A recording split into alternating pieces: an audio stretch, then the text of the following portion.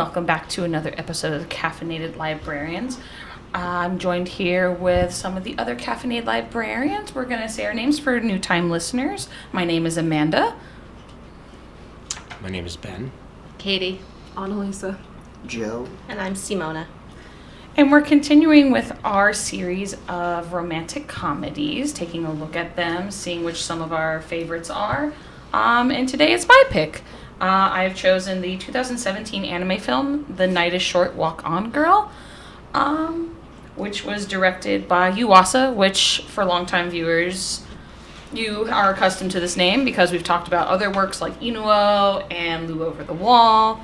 And I'm sure you've heard me and Joe just name drop Yuasa during a couple of our anime episodes.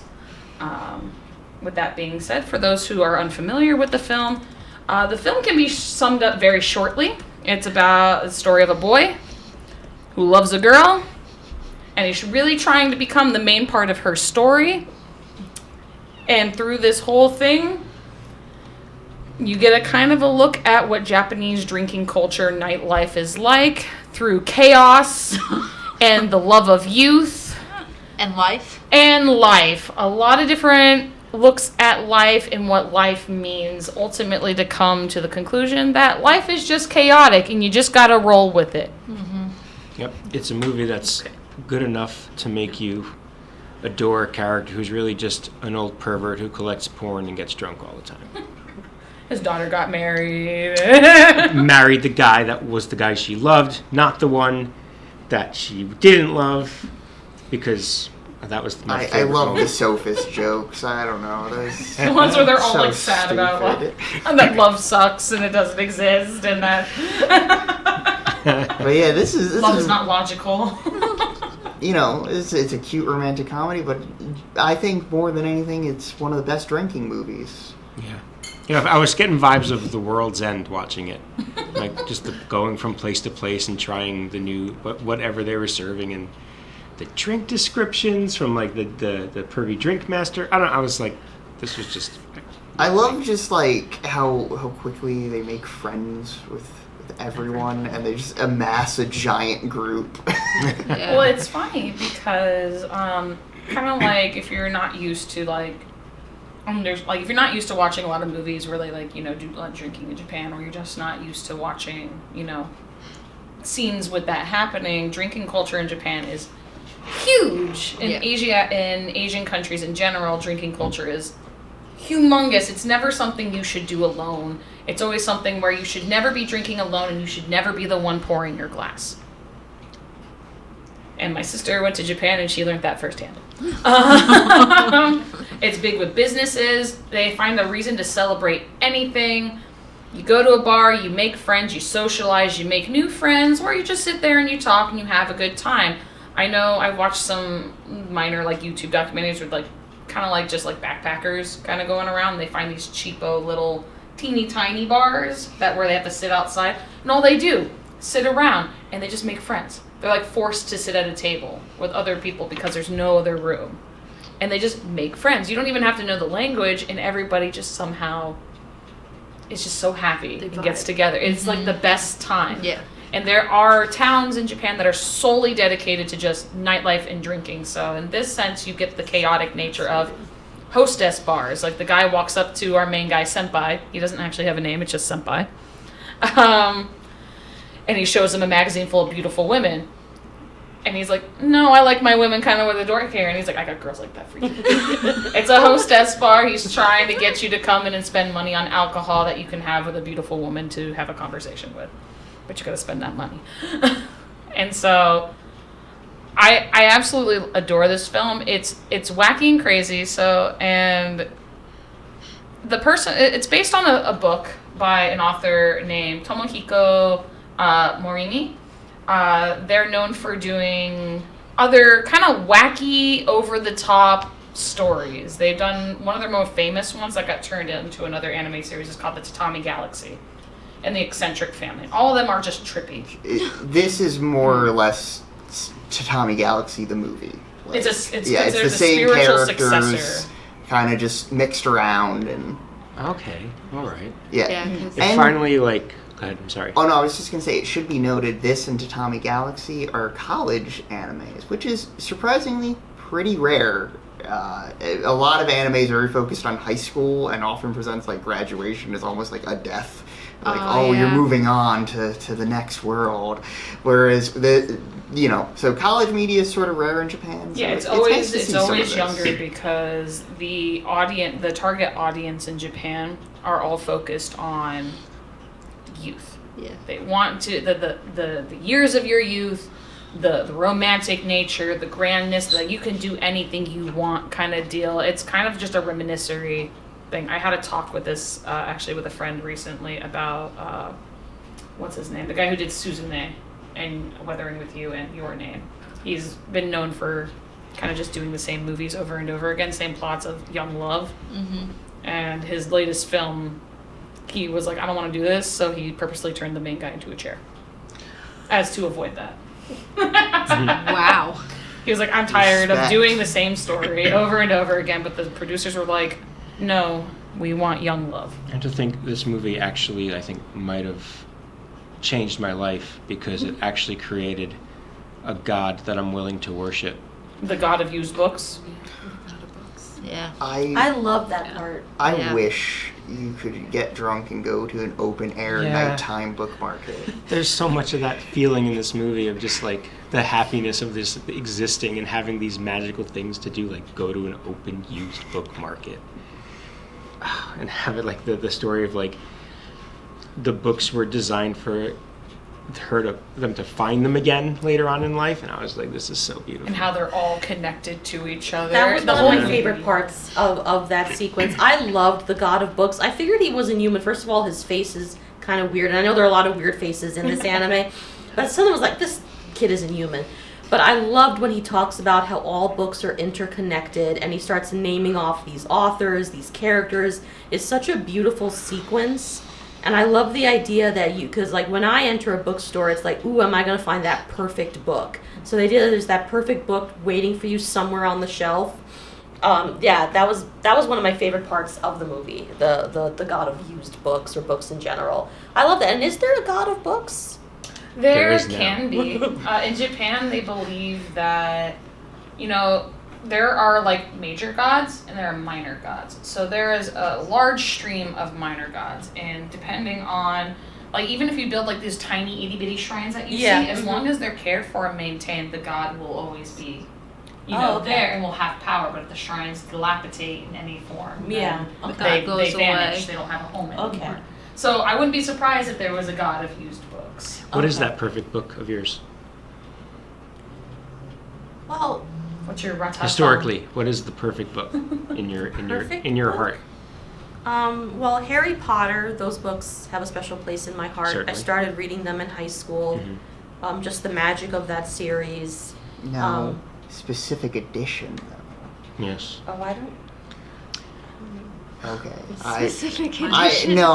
Look, I'm somebody who things I love. I have like specific, it's like, okay, like this is the primo. I would say the 2014 painted cover new edition of Sorcerer's Stone, where it's Hagrid and Harry walking through Diagon Alley, and it's like purple and Christmassy. Oh yes, I I think is that 2014? Was it 2014? I know, like I bought myself a box set of like another one of those like special edition ones. I don't think it's those, but one of my favorites, this Thai illustrator did all of the books for like a particular anniversary, and I was like, I don't know how to get my hands on them, but they are gorgeously illustrated, and they come in these special boxes that open up. And I remember I wrote to him saying, you are so incredibly talented. I love what you did. But yeah, like there are definitely covers where like they go above and beyond. I'm trying to get the latest ones with the pop outs. Yeah. I have a lot of my aunts from Italy got me the first Harry Potter book in Italian because I wanted to try reading it. Hasn't worked out. But you know what's going on. Yeah, for the most part. But there's something about bookstores in general that I just love walking into them. I will admit I love like flipping the books and smelling the pages. I love the way books smell. I'm not ashamed of that. I do that. Well, old books smell kind of like chocolate, but like Yeah. It's the Right? wood smell that comes from the pages. Never heard that comparison, but it makes a lot of Like sense. cocoa smell. Right? Yeah, like a cocoa smell. Like cocoa butter. Yeah, and some books will smell better than others, and I love the embossed covers of books. Like, I just, when you put time and effort into a cover, I appreciate it like nothing else. Like, so yeah. So the God of Used Books store clearly moved all of us. Yes. I'm curious though, does everyone have their perfect book? A book that is perfect to you? 13th Tale by Diane Setterfield. Interesting. Okay. It's like easy reading in some ways, but it's just delightful. Mine's really disturbing, so Let's hear it. So my favorite book is a collection of short stories by Mikhail Bulgakov, and it's it's a country doctor's notebook, and then BBC made a little short story out of my favorite short story, or a short series out of my favorite short story called Morphine, which is it's about a doctor in a rural Russian hospital who gets addicted to morphine because there's nothing else for him to do out there, and he becomes depressed, and it's the only thing that gives him happiness. And so it's his friend reading his diary entries as he slowly loses his mind as he becomes addicted to the morphine and kills himself. But it is written so beautifully that the prose feels like a nice warm blanket as you're reading something this disturbing, and it's that dichotomy and how it's so beautifully balanced that I loved it. Okay, noted. I'm gonna read it and find it. Mine. That's a book. Mine's I'm The sorry. Ratatatam. Okay, It's I'm an actual- sorry. That's Oh. what the train references are all about. Oh, okay, I'm sorry. Like I was like, oh, it's a real book. Okay.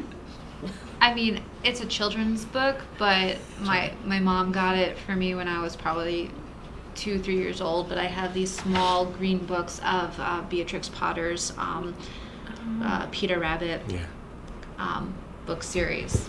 I still have it, and they're my treasure.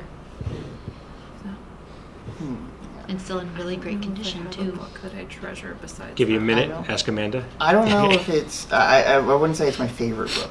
But, Well, we're not saying favorite book. Yeah. Yeah. Okay. One of the first books I remember truly overwhelming me was Wind in the Willows. Kenneth Graham. There's certain chapters in it where it gets very strange and like emotional and psychedelic almost. But Like yeah, but also just the unbridled joy of like Oh. little pencil drawings of like It's- mole dancing through the wood. it's so lovely. Yeah. Like it creates just a world you want to live in while occasionally jarring you a little bit. And I think it's a good thing for a kid to be a little jarred and a little overwhelmed at times. I think it's good. I don't know. I just remember reading that in like 5th grade, I want to say, and being like, Wow. oh my god. Like, Yeah, that's a beautiful book. It's hard for me to say what I think the perfect book is, considering that I collect so many. I don't think any book is like excessively. But I do own. I think you're gonna say The Boy, the Mole, the Fox, and the Horse. I do own that because my grandma gave it to me, but no. That was like Barnes My Noble's my book of the personal year. favorite book of all time has always been The Picture of Dorian Gray, and there was recently I was able to acquire there was a book company that printed the original manuscript and the original handwriting of the author. Oh wow. So I own this really big book. I own like 6 copies of The Picture of Dorian Gray because translations are different, and I like my books uncensored. So I own like 1 copy uncensored and annotated alongside like, the censored versions and stuff like that. This one is almost illegible because Oscar Wilde's handwriting is so terrible. It is almost illegible. And it's like, thankfully, we have really weird cursive handwriting in my family, so I can just barely make out some of the really bad cursive. But I think it's beautiful to see notes and everything that he wrote alongside the things he scratched out. So it's an authentic manuscript, but it's been reprinted, so it's not like the legit one. Like the legit can't have that one. Yeah. But they've done it for like Frankenstein and other ones, and I would love to get those. But Picture of Dorian Gray has always been something that's really stuck out to me. I like despair, I guess. I think it's a beautiful story about the fears that people have to change. And I think I've talked to Ben about this regarding like, Lovecraftian stuff and the fear of, change. And that's kind of goes hand in hand with this movie a little bit, is that the guy at the end starts to realize, like, why do I like this girl? All this stuff. Is it only because, what do I really know about her? I don't really know anything about her. He's like, I've seen her nape, I've seen her things, he's like, I know what she looks like, I know nothing about her. It's almost like he has like an existential crisis. That's what a lot of these books do. Yeah. For this particular author. Tommy Galaxy is also another anime where they kind of do this whole, like, self-reflection and the world, the chaotic nature of the world around them. I feel like Senpai is a very good character to represent, like, first love, or like when you feel infatuation. Everybody in the book feels infatuation at some point. You get the guy who wears his underwear, the only guy. Can we? I'm sorry. Dawn I know this underwear? is jumping. Yeah, go ahead. Can we? This was the point. This was the part of the film that I found the most disappointing, and I know it's a minor point. But when I kind of had a feeling when what is he known as? He's the school president, the school festival executive. The cross-dresser. The head, yeah. Yes. When Mr. Underpants he gets the most chocolate. is giving He's the hottest guy in school. Yeah. Yes. Crazy. When they're giving the final performance and he's staring out the window, he goes, and he says, "Oh, it's like something's familiar." I was like, "Oh my God, please don't tell me you're the woman that this man is looking for." So he comes dressed up, he's like, "Yes, he is the woman that this man is looking for." And he takes off his wig, and I was like, "Yes, they're gonna do this." And can we talk about his assistant that had the nerve to, like, ruin the moment by throwing something at the guy's head? And I wanted them to end up together. Am I the only one that did? Maybe. No, movie copped out. Be with anyone. It copped out like hell. Just cop out. Oh, so sad. That But moment he No. can't was be so with angry. anybody. He's wanted by everybody, so he can't be with anybody. He could have been with the guy. Have you seen what some of these women do? They're so extreme. Oh my God. They start a fan club and they're all like, none of us can date him. He belongs to all of us, and therefore none of us can date him. We can't even approach him. That was just so disappointing. I was watching this, I was like, oh. I do love that, like, that story of the most wanted person always being alone.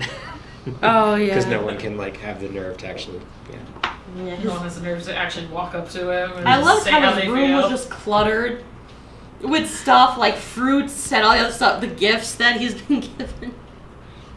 He's the prince of the school. But how does he have that high-tech gadget? I know this is fantasy. I know from all the considering- money he's gotten from these women. I don't know. He who are just has people. But like, he has like an the entire NSA. police force, like Yeah. an Supposed entire to be army. like, he's supposed to be the rich hot kid in school, and women will like give him gifts of money, expensive things, but they won't talk to him because they feel like he's unobtainable and he's just out of reach. Like, I'm not good enough to be with him. And that's kind of the point of the movie, is that sometimes, like, you just gotta just do it. You gotta do it. You just gotta go for it. Be like Kurokami no Otome and just go for it all. Yes. You just gotta go for It was it. just so sad. It was so disappointing to me. I mean, I got over it eventually, but it was just when I was like, oh, that's so sad. Because they're about to kiss, and then an annoying girl, what does she throw? Kazuko. She throws something, and he gets, and I was like, oh, you're so fickle. And I was like, oh. Wow, Simona, tell us how you really It feel was just so about it. disappointing. I was like, oh my God. Okay, I'm over. I'm done. Okay. Are you sure? I'm done. Yes, I will get over it. I'm done. So we have a lot of people attribute this movie to being called like very like quote unquote Japanese because of all the references that seem like if you were like new to all of this, you just wouldn't get it.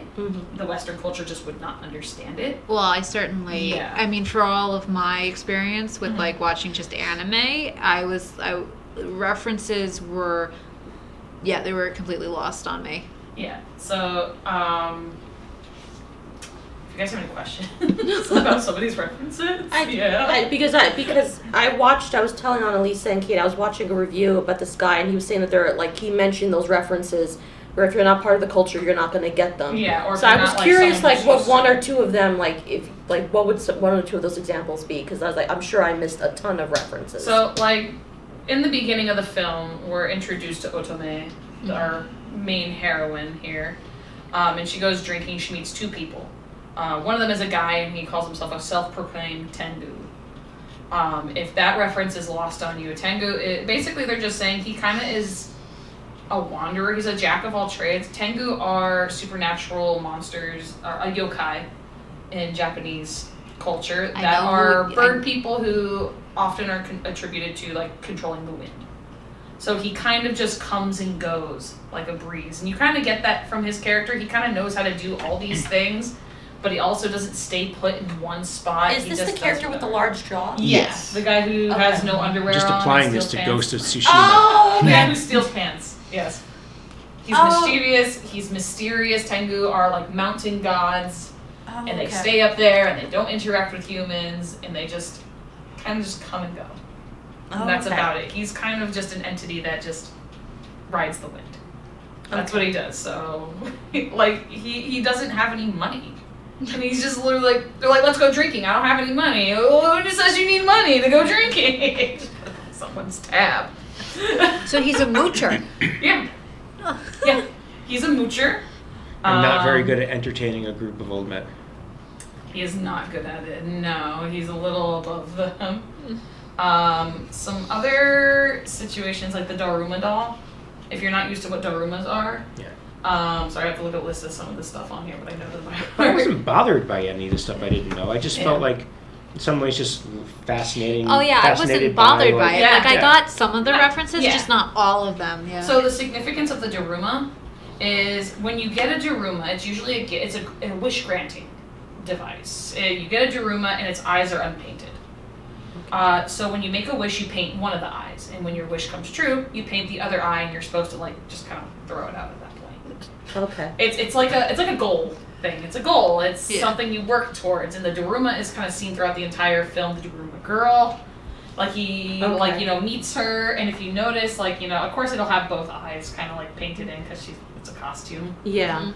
But the fact that it's this guy wishes he could see her again. That wish came true, and here we Oh, go. okay. She ends up getting hit in the head with a Daruma, and one falls out because Senpai ends up throwing one out the window. It's all like chance fate, stuff like that. They do make a reference to a very famous manga called Glass Mask. I actually have the anime for it. It's an old girls manga about basically this girl becomes an actress, but she puts on masks to put on the emotional, basically to become different people. Yeah, like Ethan Actors. Hawke in the Black Phone. Exactly. So, but it's supposed to be this metaphor of they're faking their emotions. Exactly. It's not real. I guess. Not really. So, stuff like that. They just kind of throw out a lot of Japanese terminology and Oh, can we talk about the exotic, erotic the erotic. paintings? I know I was talking to Annalisa. One I recognize is The Dream of the Fisherman's Wife, Yes. which is awesome, by the So way. there was a decree in early Japan, can't think of the time period, where that stuff was outlawed, but it was also erotic, and because it was erotic, they got out of it. The Fisherman's Wife actually has a funny story because they couldn't take that one away because the context of sensual paintings was that and sorry, I'm going to try to make this as PG as I possibly can. You don't have to. So the whole erotic paintings were deemed as such when genitalia was shown in any form, any penetration, stuff like that. So this guy who created the Fisherman's Wife painting did it with, it's the octopus one. Did it on purpose because he was their arms look like that, but it's not that. Okay. And that's where that all comes from. So they couldn't punish him for it because it didn't fit in the description of erotic prints. Right. Okay. It was just he found something that looked similar and replaced it, and that's how we have this print now. Okay. That's pretty smart when you think about it, though. Yeah, it's really A way to easy like get around it. censorship. Like a way to say F you is like, huh. So I won't go any more like references. No. Is I that learned is that something. why they also blurred out with the flowers? Is that like a Yes, funny it's thing? censorship. Okay. Yes, it's Okay. to blur out the naughty parts. Okay. The parts that are deemed bad by their society. And are the other?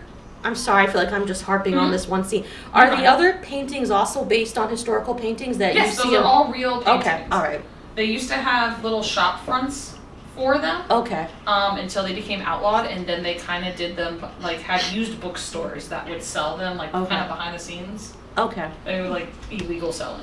Okay. So you can see that kind of represented in some other anime like Samurai Champloo. They do a whole episode where one of the characters ends up becoming, falls in love with one of the artists, and he ends up becoming like a famous thing. But yeah. So you kind of get a view of that one as well.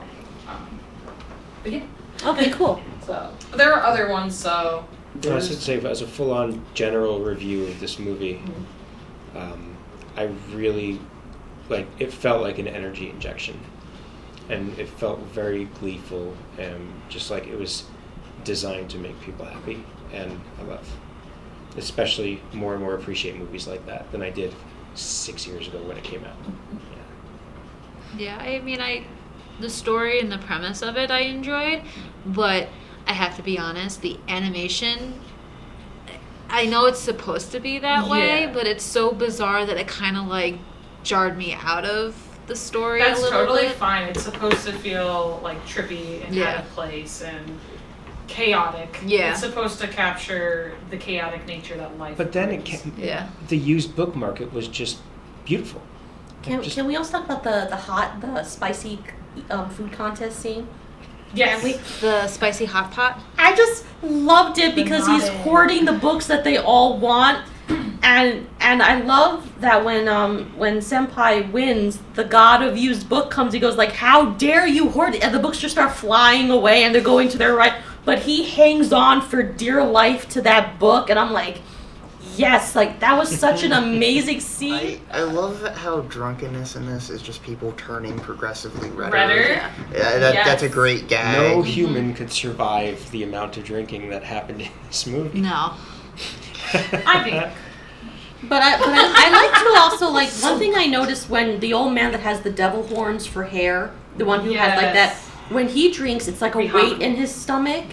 So because remember when he's explaining to her about the particular beverage he's giving her, and he drinks, it's a weight, it goes down so heavy. But when she drinks it, it's like there's flower imagery. And I was wondering if that's all supposed to be indicative of both of their state of minds, because he is obviously Life is terrible. Yeah, and so everything is a weight for him. Even the way the alcohol goes down, it's it sticks there and then plunk goes right down. But with her, it's it fills her up and it gives her this feeling of euphoria, and she's enjoying the taste and everything. I did appreciate that, how that imagery being used. Yeah, and also It was so the flowers that you see that portray her, then it's kind of one of the other central themes of the film is Buddhism. okay. So that's called Namu Namu, and it's supposed to be this divine lotus and everything. It's a form of worship. So every time she drinks, it's euphoria Okay. for her. So Oh, okay. Well, I'm glad I picked up on that. I was like, yeah, there are a lot of great moments. I did love when everyone is sick. Well, not that. Let me rephrase it. I didn't love that everyone was sick, but I like the scene when she's going to each of them and she's nursing them, and how the seasons just change. It goes from summer. It's not really changing, but metaphorically, it's she's in a winter storm and she's fighting that storm to get to every single person, and how when she visits them, their lives are changed for the better. She visits the old man who has all these clocks running very fast. She says, that life is worth living, and the clocks slow down. I love that. That was amazing. Yeah. The watches and everyone. Yeah. Yes. Beautiful scene. because when you get older, time seems to go so much faster. Yeah. But Yeah. in your youth, time goes so slow. Yeah. But what an interesting visual way to, I don't know, I was just that struck me. Something I need to say about that sequence is when she's visiting everybody with a cold. One of them is talking about drinking hot cola, like taking cola and Yeah. heating it up Ew. as a cure for it. Now, I first saw this movie like the year after I graduated college. So, and that blew my mind because in college, me and my friends were obsessed with hot Dr. Pepper.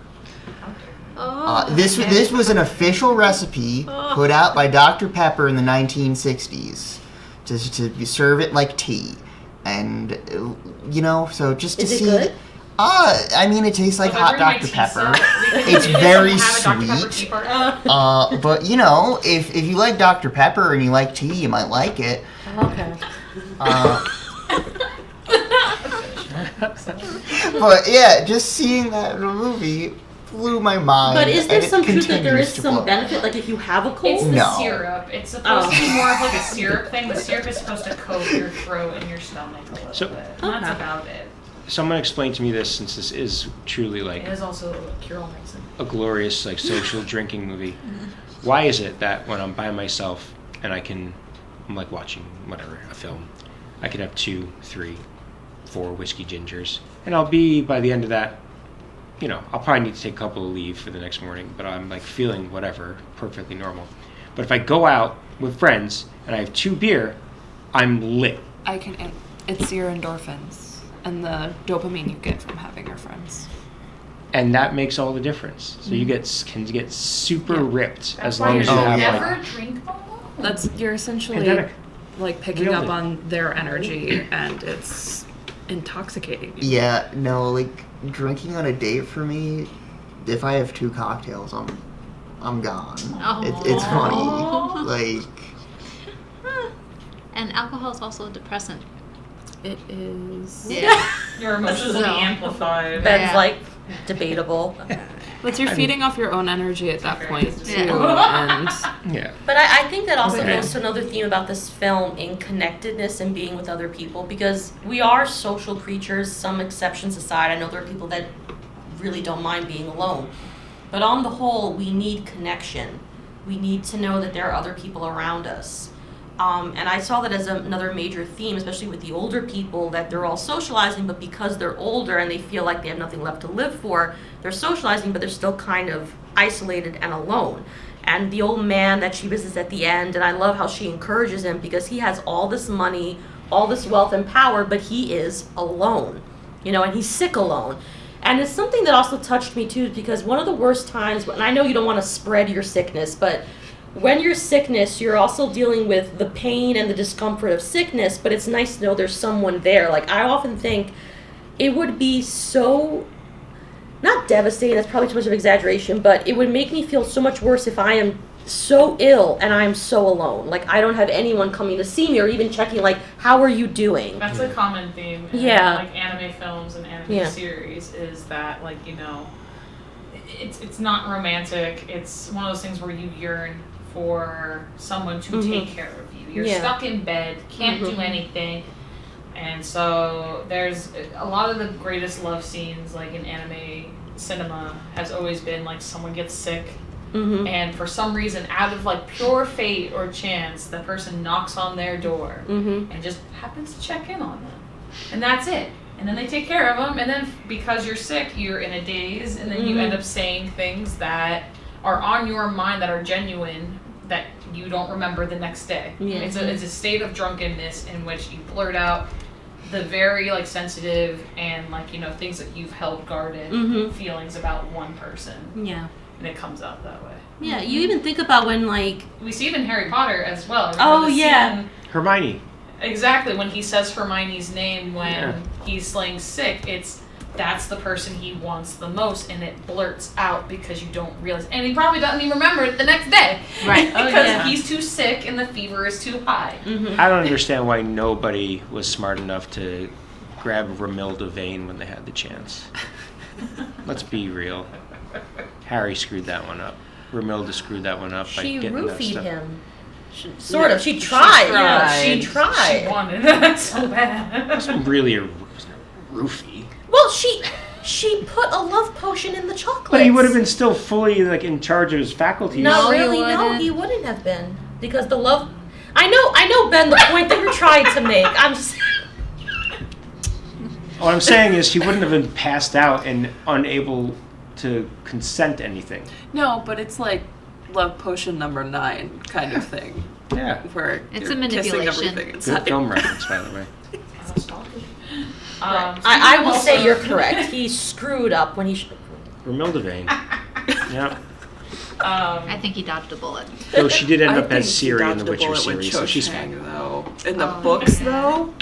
That's Oh the my same God. actress? That's Romilda Vane. Oh my god. Because I feel like you barely see. Oh, amazing. You only saw her for a second. Stuck. Yeah, up to no good in the library in Hogwarts. It was cool. Speaking of other little romantic things, just a little side note. I don't know if I've said it before. I think we did it when we did his other film, Ride Your Wave. I don't know if we did an episode on that. I think we did. I don't think so. Oh, I did show you guys. Oh, that's probably for the anime club. I've shown them Ride Your Wave. They also do a part of the story on Christmas Eve. And Christmas Eve, unlike how Westerners view Christmas Eve in two things, it's like, one, it's a big commercial holiday where we buy gifts for family and, you know, friends who, like, you know, we share our gratitude with, but also there's, like, you know, the Christian element of it as well. You know, it's that day. I can't think of it off the top of my head. In Japan, Christmas Eve is the most romantic day of the year, even more so than Valentine's Day. Mm-hmm. It is depressing to be alone on Christmas Eve. It is something you do not want. You don't want to have someone not to kiss on midnight. Nope. It's kind of like New Year's Eve. It's like you don't want to you want to grab someone and kiss them like right as the ball drops. It's the same thing there. It's because it's like there's no real like religious connotation with Christmas there in Japan. Isn't. It's very teeny tiny. Yeah. But everybody, it's like Valentine's Day is like two different holidays in Japan. You have Valentine's Day and then you have White Day, which is like the reciprocation. It's reciprocation the month after. Girls will give men. Or you will give someone a gift on Valentine's Day, usually handmade chocolates in general, just little gifts, and then the person a month later will reciprocate by giving you blah blah blah a thank you gift. Yeah. And it's and usually when it's depicted in anime or in manga, the girl is like stressing over whether or not the chocolates or the cake is going Cookies, to be chocolate. It's handmade. It's supposed to be. It's going to be good enough or taste good. Yeah.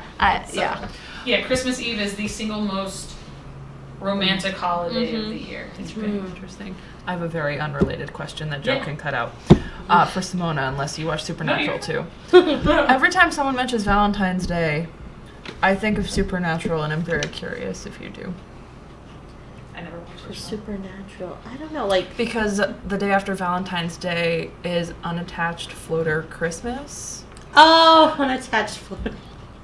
And that's all I think. Sorry.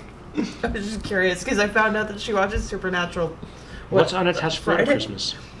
So all of the girls or whoever that didn't have a date on Valentine's Day are now they're unattached and they're floaters, and it's Dean's Christmas, and it's also Cheap Candy Day. But yeah, it's unattached. And this shows up multiple times in Supernatural.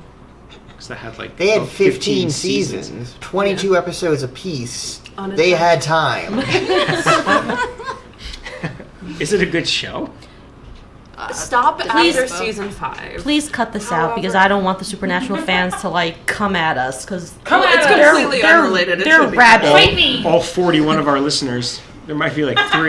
Well, that's it. We both stopped. we have more than season 41 listeners. Well, Look, if they I want to think. comment on the videos, that's good traction. It was only supposed to be 1 through 5, the seasons, and then the fans wanted more, so they came back and did more. 10 more seasons. Yeah. Yeah, the fan base is rabid.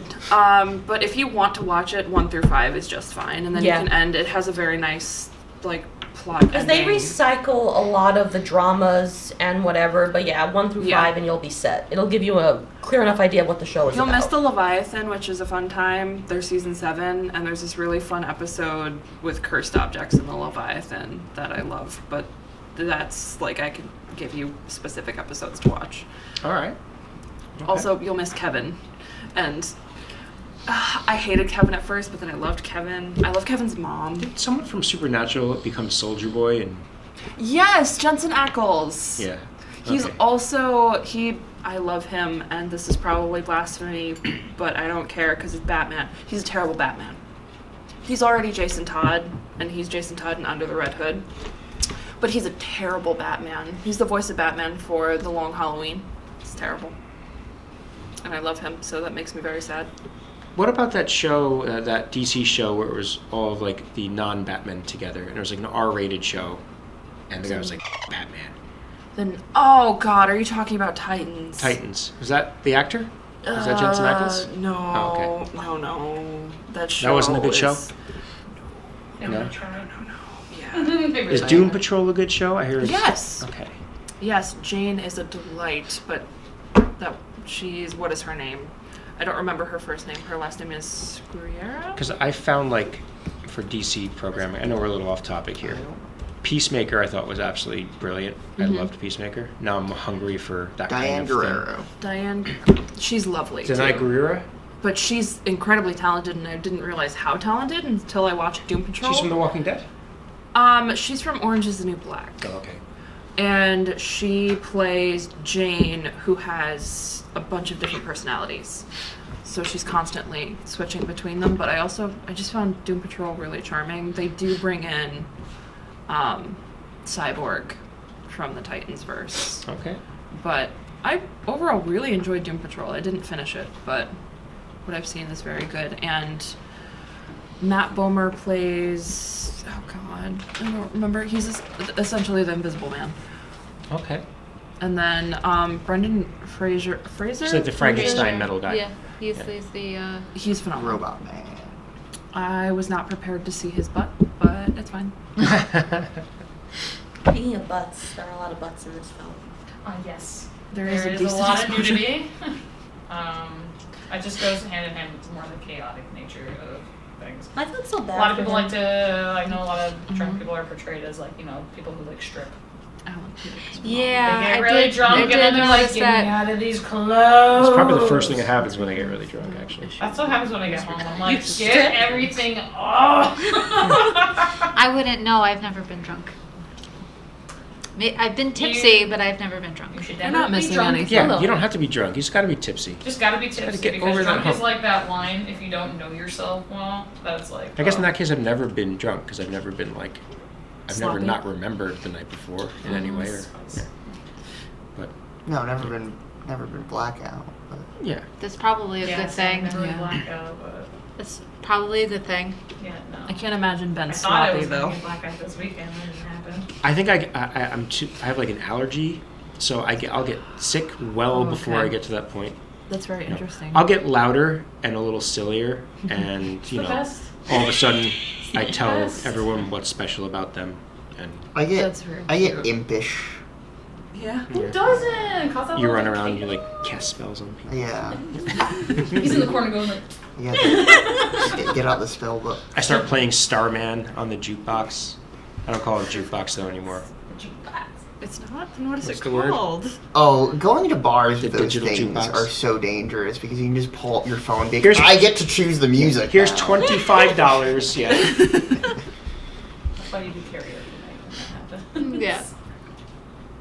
Yeah, because this movie is very much chaotic, and I feel like it's like representing the chaoticness of just going out on a night, bar hopping, and getting drunk. This is a sign of an excellent movie, by the way, that it's bringing up all these other things that we're talking about. That's and we the should whole keep point, coming is back to the that- movie.